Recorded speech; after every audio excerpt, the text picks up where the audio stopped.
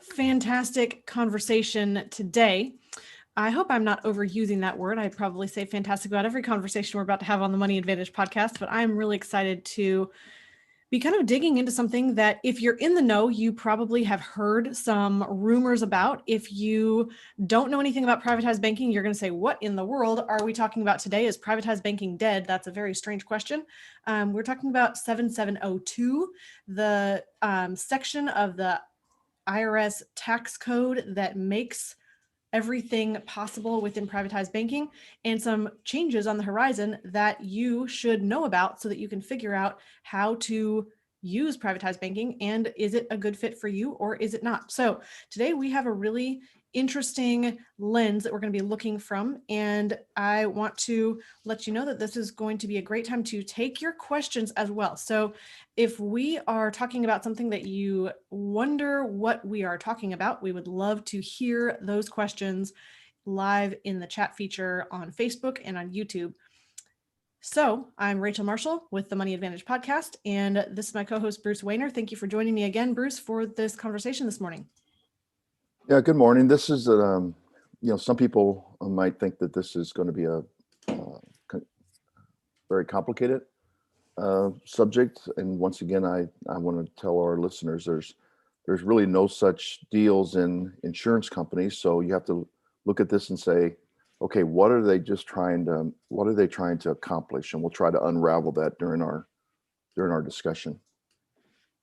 Absolutely. All right. So let's kind of lay a little bit of groundwork at the beginning here, especially even if you've been a longtime listener. Maybe you've listened to all of our episodes, and if you have, I'm tremendously humbled and grateful that you have done so. Maybe you're joining us for the very first time today, and you're saying, first of all, what's privatized banking? Why could it possibly be dead? What can it even do for me in the first place? I think we kind of need to lay some groundwork. And so what I want to say, even before we jump into what is the 7702 plan, what is privatized banking, what are these changes, I really just want to let you know that at the very get-go, the reason we talk about privatized banking in the first place at all is because humans, you and I, have a need to store cash.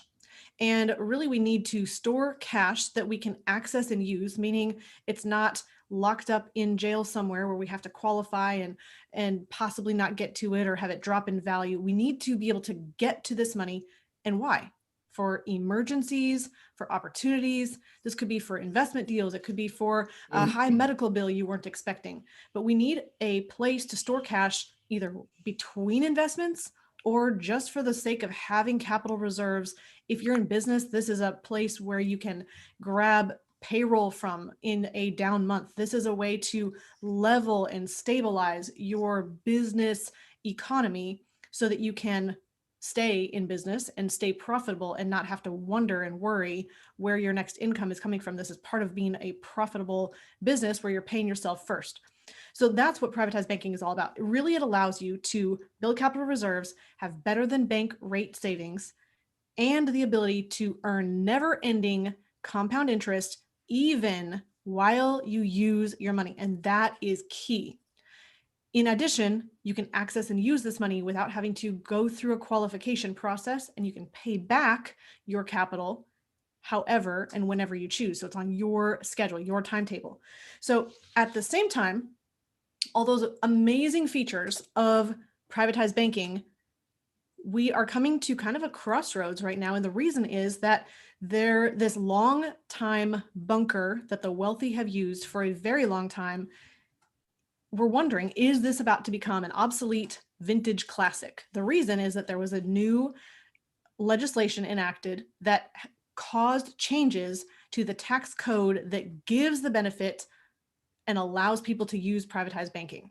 And so we're going to talk all about all of these things. I just wanted to kind of lay a little bit of groundwork. So we do know at the very beginning that there's a lot still yet to be determined. And so we don't know the full ramifications of this tax bill, but we're here to talk about all of the pros and cons, what the advantages, what the disadvantages are, and what we potentially see going forward for privatized banking. And so ultimately, we want to answer this question. How does it impact you? Because really, we can talk about the law, we can talk about financial products, we can talk about strategies, and none of it matters at all unless we figure out how does it impact you. And how it impacts you is, can you still get these guarantees? Can you still get this growth? Can you still have a product you can depend on the way that we have been able to use it, the way that people have been using privatized banking for hundreds of years? Is that still possible? And that's what we're going to be discussing today. So Bruce, kind of as we jump in, is there anything you feel that we need to talk about what privatized banking is before we talk about what maybe, I think we should go from that towards what is the 7702 and what are the Mech rules and what does that all mean that was changed by this new law? Yeah, first of all, I want people to understand that privatized banking is something that was developed from the Nelson Nash himself, or Nelson Nash Institute, to become your own banker. Excuse me. And it's really not. It's not a product. It's a financial strategy of cash management. How you manage your cash, your habits, so that you take the banking function into your own life, and that is important to an individual, even if they do not, excuse me, even if they do not use specially designed whole life insurance contracts, that they develop good habits. So, all these different things that are surrounding this change, and some people are losing their minds in a good way. Some people are losing their minds in a bad way. And I'm like, listen, life insurance strategies are always built on a bedrock of consistency and logic and conservatism, because life insurance companies in general are very conservative. So whatever we talk about today, really, there's no magic bullet. It comes down to habits. It comes down to simply, where are you going to store your money? So that's very good. Yeah, 7702 was actually originally enacted in 1984. I was around in the early 80s when interest rates, this is a little bit of history here. So interest rates were very, very high. So returns and cash value life insurance were very, very high, because dividends are interest rate sensitive. Unfortunately, the contracts at that time, the contracts of the life insurance, they had fixed interest rates. And so I shouldn't say they all did, but many of them had fixed interest rates if you took a loan. So what was happening is people were actually harvesting money out of their life insurance contracts, and then they were putting it into just simple CDs and making this huge arbitrage. And so life insurance companies were losing all this capital out of their reserves. And so unfortunately, ones that were not well capitalized had to demutualize. We've never talked about this on the show. No, we haven't. Yeah. And so they had to demutualize. Well, the way they demutualized, or why they demutualized, because they needed more capital, because they needed it for reserves. So they went out and became a stock company. And that's what stocks do. They offer an IPO. There's an ejection of cash. The really strong companies that still survive today were actually the ones that were well capitalized above the reserve requirements. So they weren't affected by this economic change where the interest rates were actually greater than what the loan rates are. Just like any good company or economic climate, the companies then change from fixed rates to variable rates. So Bruce, let's hold that thought for 1 second. So let's go back to something you said about mutual companies, some change into stock companies. I just want to clarify something real quick with that, in case you have not been on the show before or don't understand this concept. So a mutual company, if you are an owner of a policy, a whole life insurance policy specifically with that life insurance company, you are an owner of the company, and then you are entitled to a return of capital, which is in the form of a dividend. A stock company has outside investors that invest capital into the stock company who owns stock. And Bruce, you can clarify if I'm sharing this conceptually here. So what happens then is that company is beholden to outside people, not just policyholders.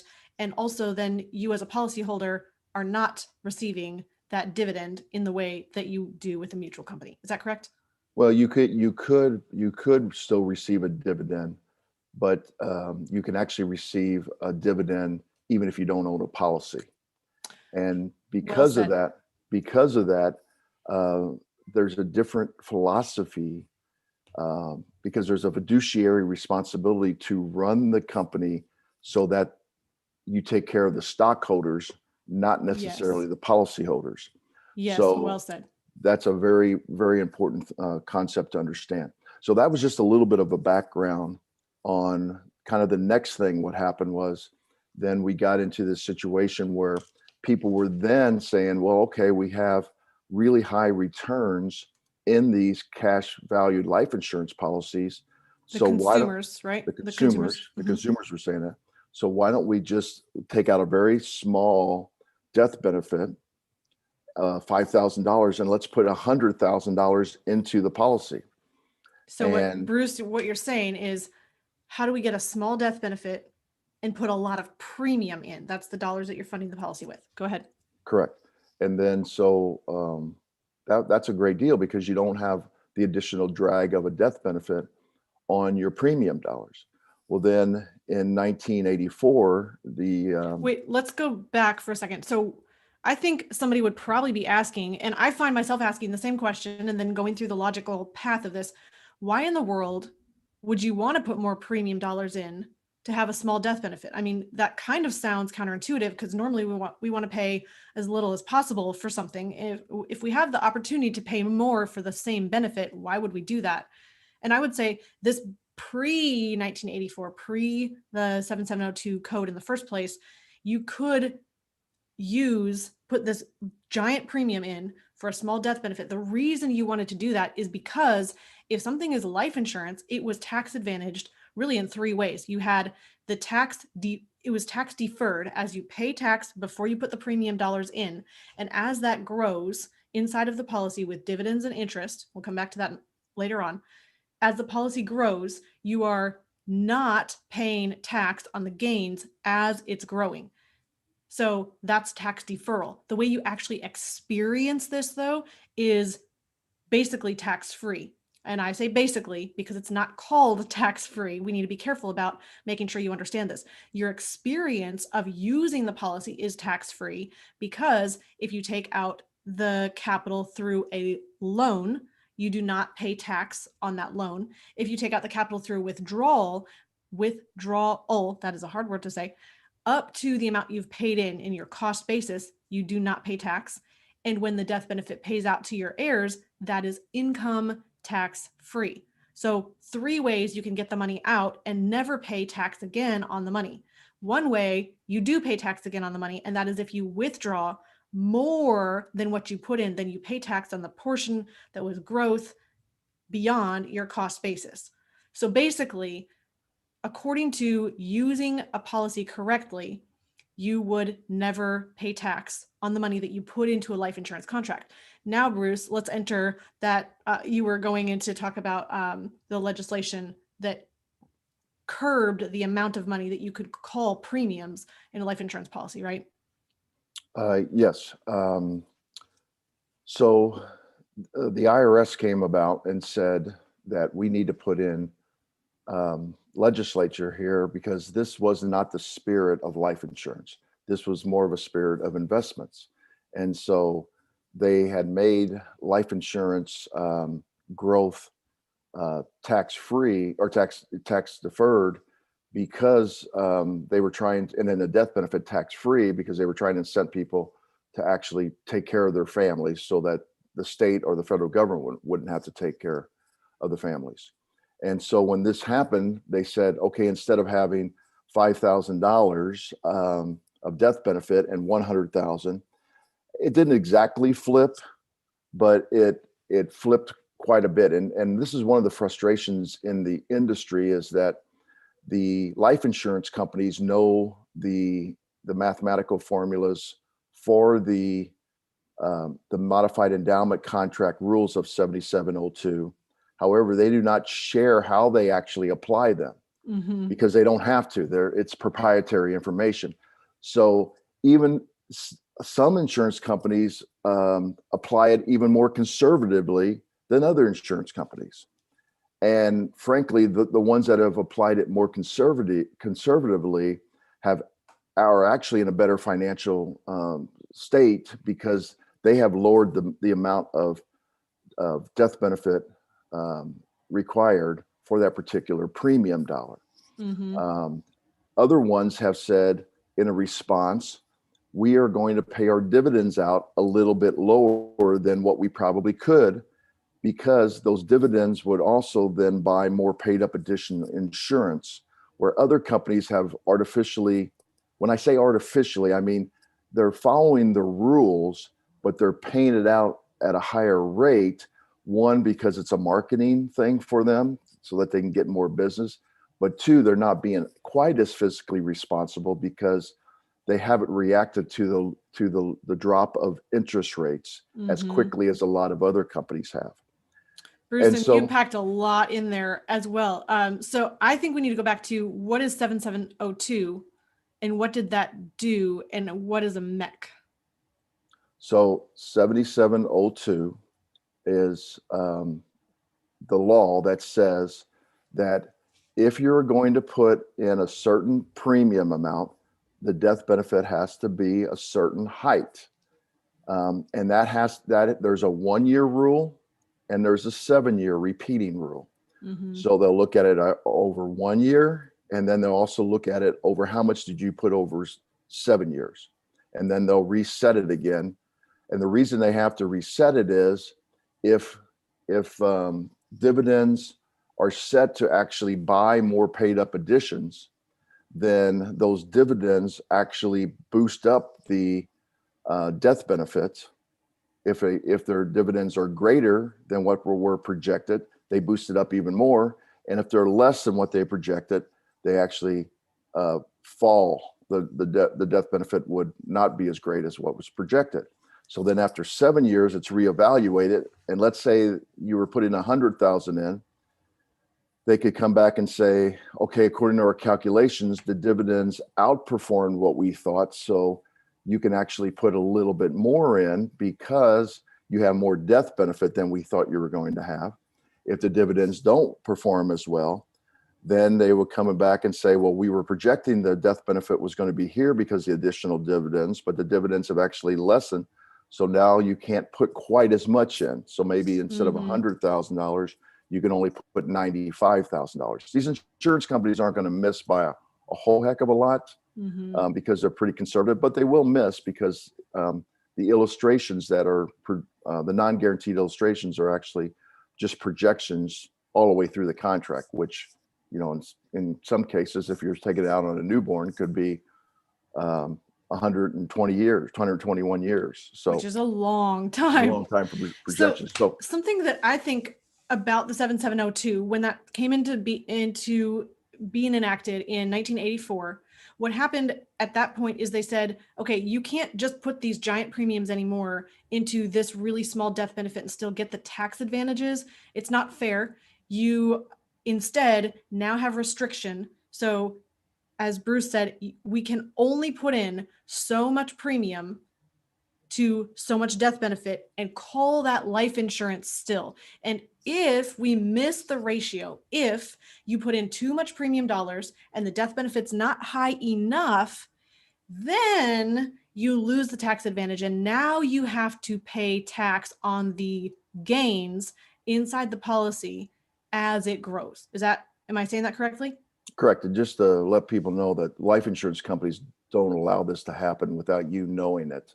So if you send in a premium payment and it's too much, they will actually get in touch with you and say, if we accept this entire premium payment, this contract now is going to become a modified endowment contract, or what we typically refer to as a Mech, and you're gonna lose all your tax-free status going forward.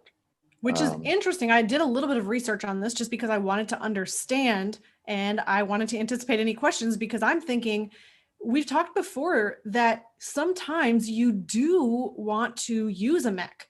This is not something that should be avoided at all costs, and they're terrible and we never want to have that.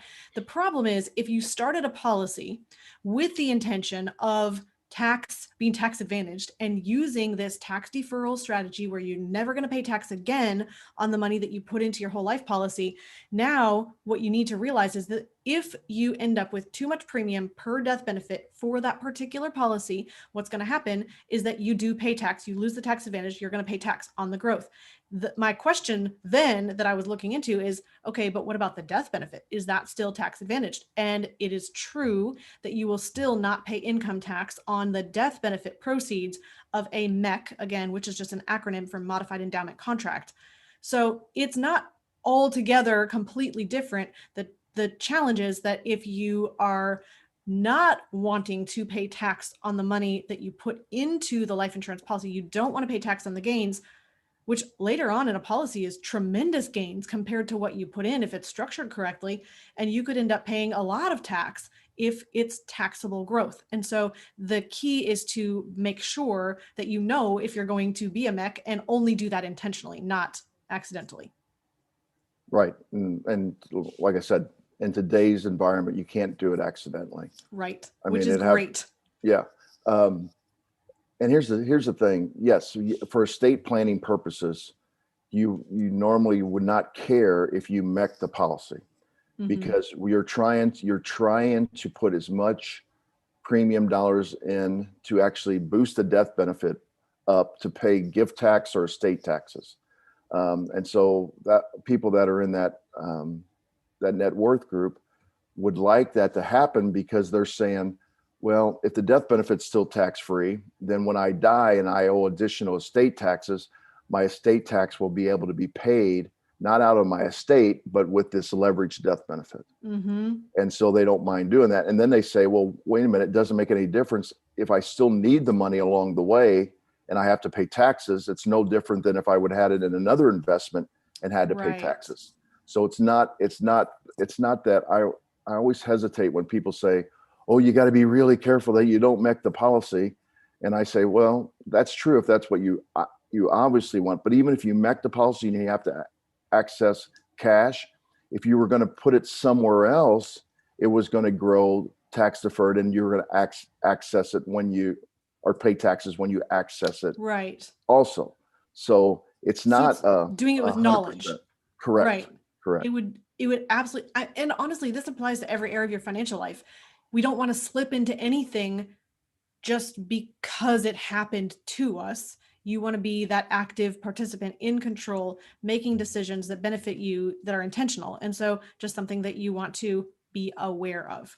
Now, what is interesting, so that was the 7702 IRC section 7702. So really, if you ever hear someone say 7702, that is IRC, the Internal Revenue Service Tax Code, section 7702 is what put that legislation in place in 1984 that caused there to be a limit or a ceiling on how much premium you could put in to a certain amount of death benefit in your life insurance policy and still call it life insurance for the tax purpose.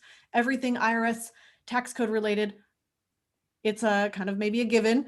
It relates to tax. It's all about the tax treatment. So Bruce, are we ready to jump over and talk about what is the new law that Trump signed in to effect that changed the 7702 code, or is there other groundwork that you feel that we need to talk about first?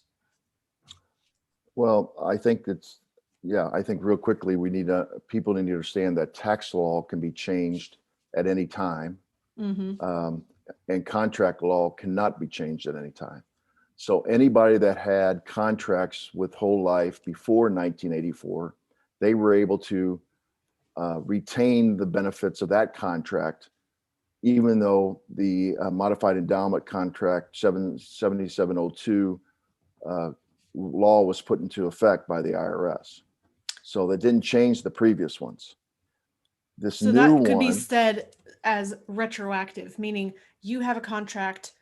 This contract is going to continue the way it was set up in the first place, but there's a possibility for a tax law to change the way taxes or contracts are enacted after that law. So I don't know if I'm saying that any more clearly. I was just trying to add some additional clarification. What that means is if you already have a contract in place, no changes are going to happen to your current contract. If a law changes, that means new contracts that start after that law began are going to have changes compared to the old contracts. Go Correct. ahead, Bruce.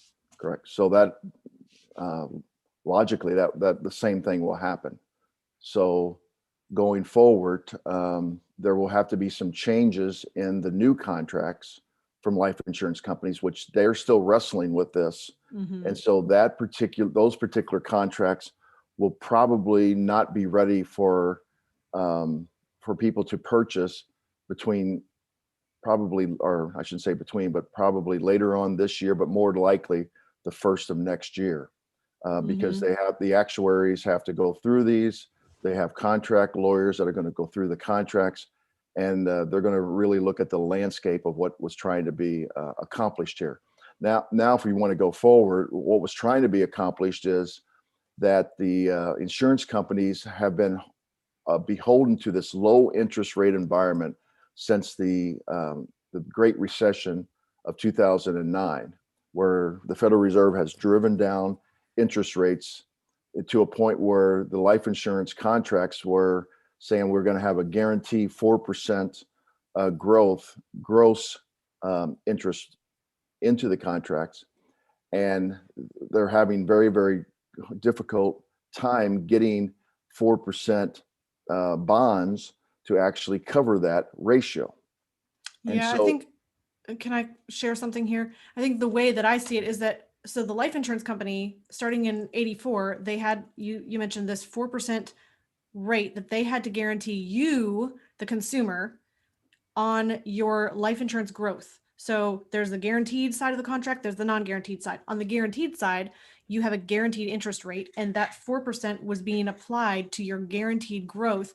That they said, if you have a whole life policy, we're going to guarantee that it's going to grow at this rate. So that 4% has been their rate that they needed to drive towards from 1984 all the way through to now. And we've seen interest rates change from high environment, like, I don't know, 30%. I don't know what the interest rates were back then. at that time, The in teens. '84, they were, no, I don't think they were quite the teens. They were Okay. probably 9 to 9.5. I was just at born that in time. 84, so I had no idea. I'm just kidding. So, but they've come down tremendously from that point. And so meanwhile, you're putting your premium dollars into the life insurance company for premium, for life insurance. They're using the capital that they have to go do other investments, which for the most part is bonds and these long-term investment grade corporate bonds and some government bonds. And we can talk about that as much as you want, Bruce. But the idea though is that if they're investing and they're not able to get as high of a return on their money internally, but they're still giving you, the consumer, a 4% fixed guaranteed interest rate, that's putting strain on the company in the way that it used to be easy back in the day when they could get a really high internal rate on their money and give you a guaranteed 4% growth rate. And now as their opportunity for putting those dollars to work is getting smaller and smaller, they're getting in a position where they're saying, well, it's challenging to make this 4% guaranteed growth rate to you. And then we have to talk about dividends as well as a result. But I just wanted to clarify what you were sharing there, Bruce. Yeah. So going forward, they have to deal with this this lack of arbitrage, as I would say, for them. Yeah. And so what you can do is you can limit the amount of death benefit that everything buys, because that will give them less future liabilities. Or you can do what 77, or a combination of two. 7702 is going to allow is that they're going to allow more premium to go into that compared to the amount of death benefit. And what that will do for the companies now is they will actually have more reserves so that they can actually get instead of getting, let's say they get 3% on a particular bond, but they can only have maybe $100 million of premium that year that comes in for that particular death benefit. Now they might be able to have, and I'm just making these numbers up. Now they might be able to make $400 million on 3%, but they don't have the future liability of the death benefit on their books at the same ratio. And so they can satisfy those requirements because they are not going to have as much death benefit going out into the future. So Yeah. that is one way that they can do it. Now, what's interesting, and I mentioned this earlier, is that not every insurance company follows they follow it by the law, but some of them actually will give you less death benefit than the law actually allows you to give. Some, they can't give you more, but they'll give you less. Some of them will actually do have higher cash values per premium than another company. And what they're trying to do is they're trying to get a little bit of a marketing edge on an illustration that says, hey, look at us. We can give you more cash value per your premium available to you. Mm-hmm. And those companies actually have been hurt in this low interest rate environment because although the guarantees are the same, they've been actually paying higher dividends over a 10-year period than the more conservative companies. So the more conservative companies are not going to be as affected by this change in 7702 because they have been conservative.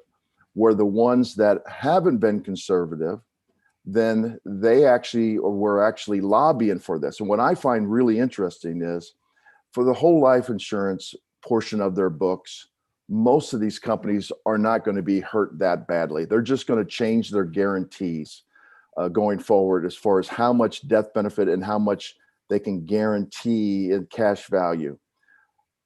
The companies based on the interest rate. So if you're thinking, I'm not as familiar with life insurance products here, we're saying the interest rate that they guarantee you as the consumer is now not going to be that 4% anymore. It's going to be, I think what I was reading, a floating rate that the company can determine, or the Mech test is now going to be based on a floating rate that is relative to prime rate, which means the insurance company can make a lower guarantee to you on an illustration, which means that's where your guaranteed growth is. As Bruce, you just mentioned, less guaranteed growth. That doesn't mean less growth overall. That just means less guaranteed growth. Go ahead. That is true. And I think there's some of them that aren't even going to change the guaranteed growth. They're just going to change what actually is going to go forward into the dividend section of it. Will be a little more variable, and they may be lowering. Excuse me. They may be lowering their future liabilities even more, which would be their death benefit. Mm-hmm. So this actually has to go. This is a frustrating thing: is you have to actually wait until these products come out, and that's why, as we were talking before the show, we don't think people should be necessarily rushing to get a contract now. Because there may be some aspects of the future contracts that may be better for your particular situation. Right. What we always say is, don't worry about whether you have the 7702 from 1984 or the 7702 from 2020. Actually, just start saving money in a specially designed whole life insurance contract. And where I was going with this is that the IULs, which are also considered a permanent policy, they are actually the companies that were selling these along with whole life, they were the ones that were really stressed because they don't have the same type of guarantees within the contract. And so we don't have time to get into how index universal life or variable universal life or universal life products work.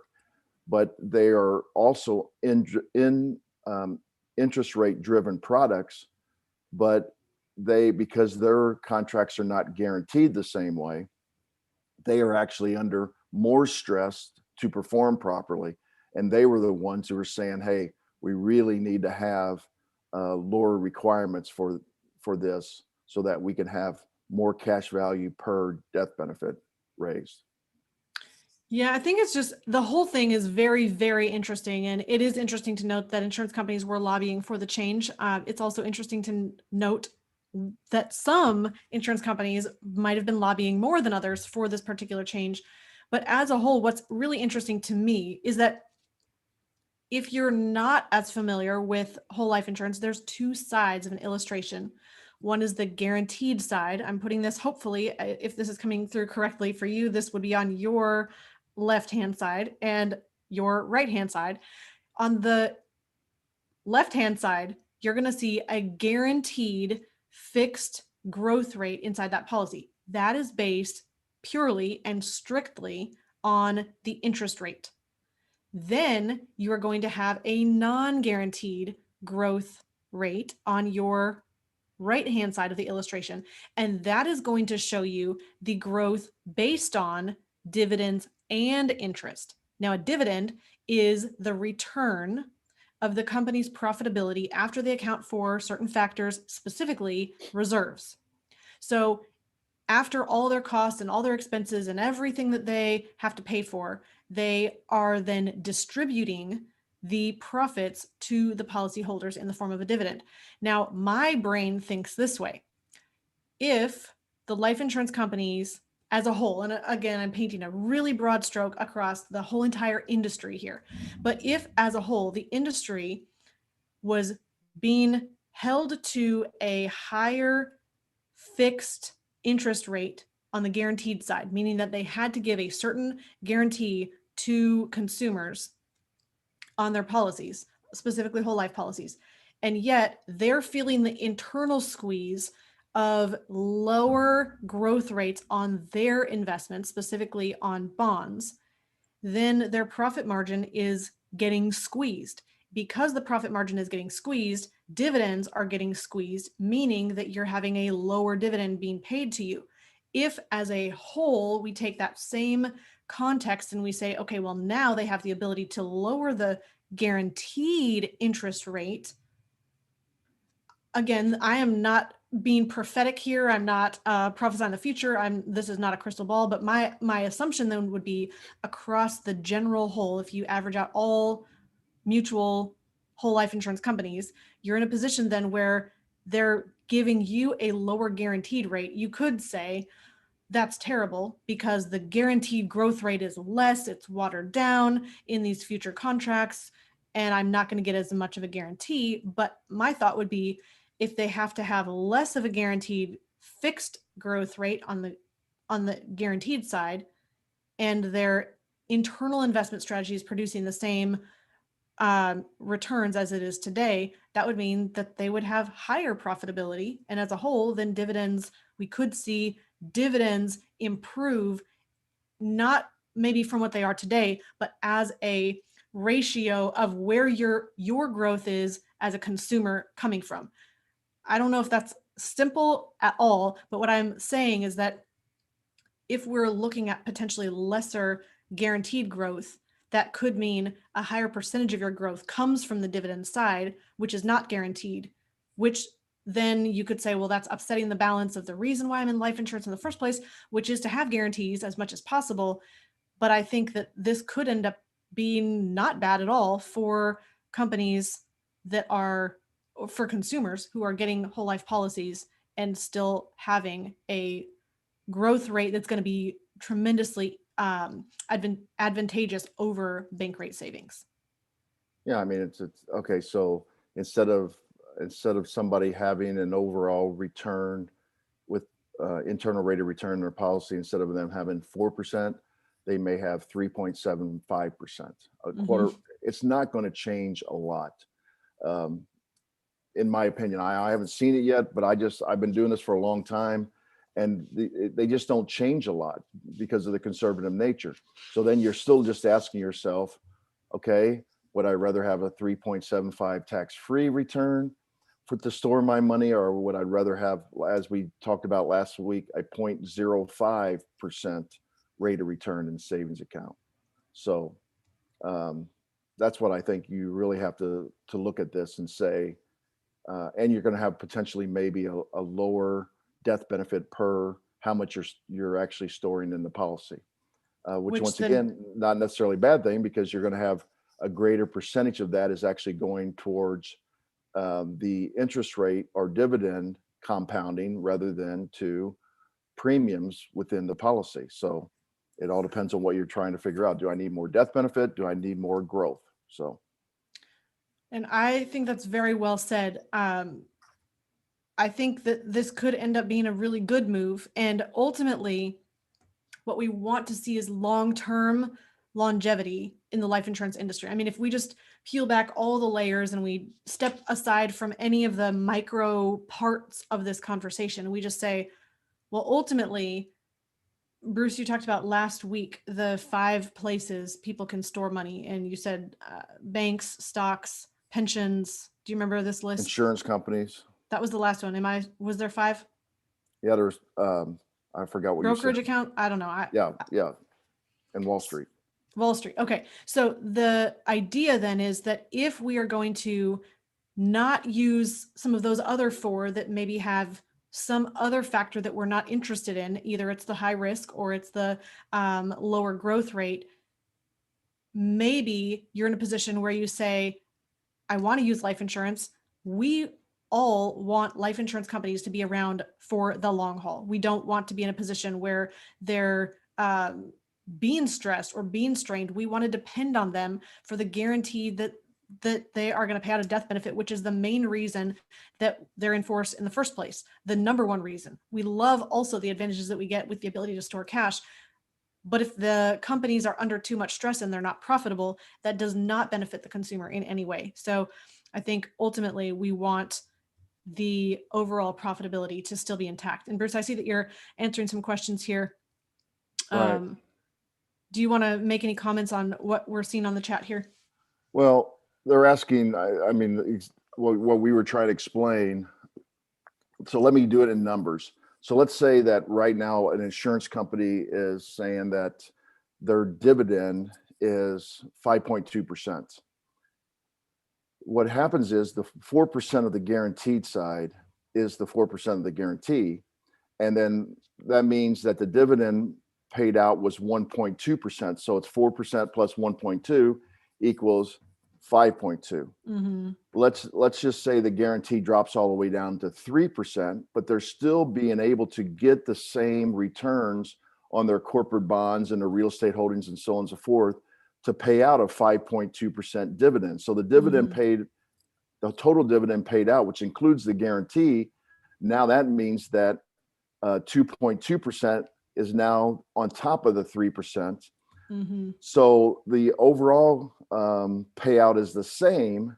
It's just that the guaranteed side is the same. Now, logically, to me, I believe if they lower the guaranteed side, the dividend is actually going to be slightly lower too, but not in proportion.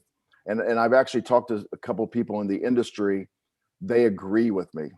They think that, okay, if they drop the guaranteed side by a whole percentage point, the same dividend is not going to drop by the same amount.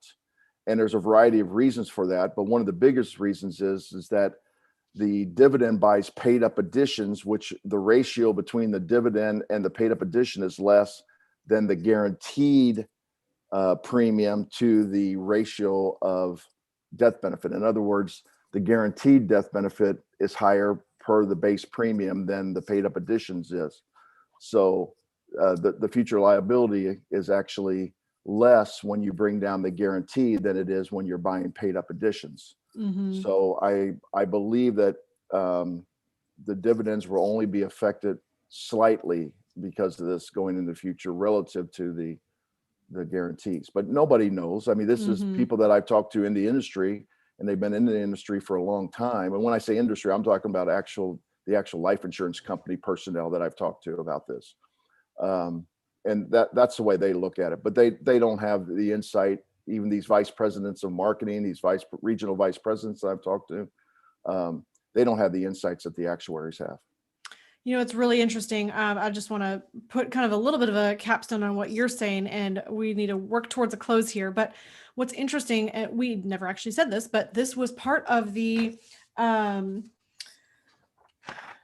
5,593 page bill, which was the Consolidated Appropriations Act of 2021. Trump signed this into office or into action legislation, passed both the House and the Congress, and that was effective January 1, 2021. So we've already been in the legislation era of this. It's interesting how you can have a bill with all the stuff that publicly people see, oh, I'm going to be getting another stimulus check, but built into that deep down into that bill, there's these changes that can impact tremendously what we as consumers are feeling in the strategies that we use to accomplish our goals. So it's really interesting that just because it's already enacted, I guess that's the word, enacted, then that is currently law, but the insurance companies, as Bruce, you mentioned, have to go through the actuarial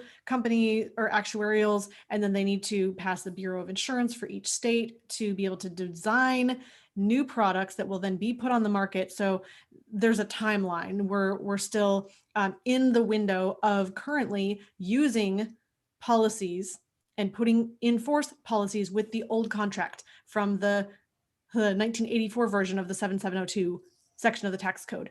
So what's interesting here is, Bruce, I see that you saw Paul Figuer, I don't know how to say his last name, his comment here. In the end, we can't control any of it. What we can control is how much premium we all pay. And yes, that's absolutely true. I think that comes down to your stewardship of your own financial life, and the control that you take comes down to the steps that you are in control of, which means how much am I saving? How am I saving that as well as possible? How am I investing my dollars with knowledge and control? How am I building cash flow? How am I stepping towards time and money freedom? And ultimately, yeah, so far, we can't make changes to what the life insurance companies are going to do. What we can say is, I know for a fact that I'm going to build additional policies in my own family's privatized banking system, more policies. And I'm not saying to myself, I have to get a policy before these new policies are enacted, because I would like to, but at the same time, I know that over the span of my life, I will be continuing to put policies in place, many of which will continually also be after this new legislation. So I am not saying what you should do, but I'm telling you what I feel comfortable doing, knowing that as far as my eye can see, this is still the best place for me to store my capital reserves, my emergency and opportunity fund, my liquid, accessible, quick access, safe savings that I can use for other opportunities. Bruce, anything in closing for me, I think what people have to understand is that the reason that Congress got involved with this is they actually, these congressmen actually and congresswomen actually own a lot of whole life insurance. Good point. President Biden had to release and disclose his financial, and he actually owns 4 whole life insurance policies. Yes, I saw that. And I thought that's going to be a whole nother podcast in its own right. And Ben Bernanke, who was our Federal Reserve chairman several years ago, actually had to release his stuff, and he actually owns a whole life insurance contract and a large annuity, which I found the Wall Street Journal, and this wasn't just some run-of-the-mill place. The Wall Street Journal actually reported on it, and I thought this was interesting. Here's a guy, the Federal Reserve, who's actually driving down interest rates to force people to put more money in speculative things like the stock market, to prop up the stock market, and yet he owns $1 million annuity from a life insurance company. I find all these things to be fascinating. How our Congress people and our people that are supposedly making these decisions. Here, I have a theory. They just want everybody to be deflected so that they can keep all the awesome stuff to themselves and not spill the beans that life insurance and annuities are a fantastic wealth building tool. They just want to keep it to themselves. Yeah, I always as the libertarian in me always hesitates to bring up the fact that politicians have whole life insurance, because normally I think that they don't know what the hell they're talking about in the first place, and now all of a sudden I say, well, no, they don't. They know what they're talking about with the whole life insurance. So well, then we have to kind of go down the rabbit hole of saying, okay, are they knowing what's awesome, but withholding from other people. I'm like, I'm not going to say that they are, but I'm just saying, if you know something's amazing, I'm going to talk about it from the rooftops. So Yeah. Yeah. that's awesome, Bruce. And yes, definitely we need to do another show on that as well, because I think that's something that people are just not aware of at all. It's not mainstream. It's not the thing that everyone's talking about, but wealthy have been using privatized banking and infinite banking for a very long time, and it is absolutely nothing new. We've got two more comments here. John Fox Ward says, politicians want these life insurance companies to stay strong because they own these whole life policies to store their cash. Yes, absolutely, John. And Paul says, I'm not so sure they don't even know where our dollars come from. That is true. What I find, I think what he is saying is, and maybe I'm wrong, Paul's saying is that the congressmen don't even know where our dollars are coming from. And I think that's true, because when the banking crisis happened in 2008, 2009, Carlos Lara of the Nelson Nash Institute, who's a workout specialist, would go to these banks and give talks about it, what happened in the financial sector. And he would talk about fractional reserve banking, and these bankers at these banks had no idea that that's how the system actually worked. And he was flabbergasted how few people actually knew about fractional reserve banking. So I think Paul's absolutely got it. Got it. He hit the nail on the head there. Yes. Maybe they don't really understand what they're doing, but maybe they just have really awesome advisors. Yeah. It's not us, I'll just tell you. Yeah. All right. So what I do want to say in closing here is thank you for joining us on this conversation. I think it's definitely something that we will have to wait to see what the ramifications of this are. But I will be the first to tell you, I am not going to wave the scarcity flag and say, you have to get a policy right now or it's going to be over. Privatized banking, I guarantee you, will not die because of this legislation. I guarantee you that there will still be value in using whole life insurance as a foundational place to store your cash. And if that changes in the future at some point, we'll also be open and transparent with you, and we'll redirect our strategy to what the new best thing is to store cash. But I cannot envision something that's been around for so long being completely changed dramatically by a small stroke of a pen. I think there is a lot of positive that's coming out of this, and a lot still left to be seen. So what I will share with you is, in closing, remember that we're on this journey of building wealth, building a life and business you love. In order to do that, you need to be educated and have the knowledge and the skill and the ability to understand and discern what's happening around you. But as I can't remember who said it earlier here, Paul mentioned the idea that we have control over one thing, and that is that you have control over how much you choose not to spend today, still with an abundance mindset, but you have control over how much you put to work for you. And that is putting to work through savings and investments that is using wise stewardship. And because that's in your control, that's the one thing that you can expand your abilities and do as well as possible in that particular area. So life insurance is one part of a bigger journey. We help people accomplish time and money freedom. We help them keep more of the dollars that they make, especially if you're in business and you have a cash flow situation where you have, I guarantee that you have money leaks, money flowing out of your control that you don't even realize, that we can help shore up those leaks so you keep more of your money. Then you're protecting that money. Privatized banking is a key part of protecting your money. And then you're putting your dollars to work as hard as possible so that you can accomplish time and money freedom and build a beautiful legacy for yourself, for your family, for whoever you care about, for whatever charities are important to you, and really have your life leave that great impact.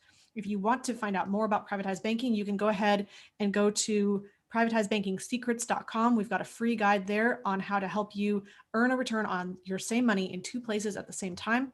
Just kind of a quick start introduction to what privatized banking can do and the power of it, especially as an investor.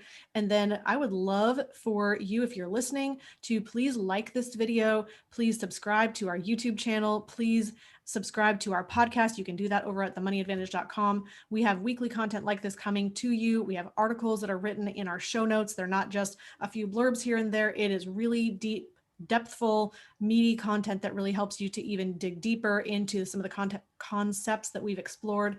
We have the links that we have discussed and talked about as well. So please connect with us, and we'd love to hear your questions, your thoughts. Thanks for being on this journey with us. And I will say, in closing, success leaves clues. Model the successful few, not the crowd, and build a life and business you love.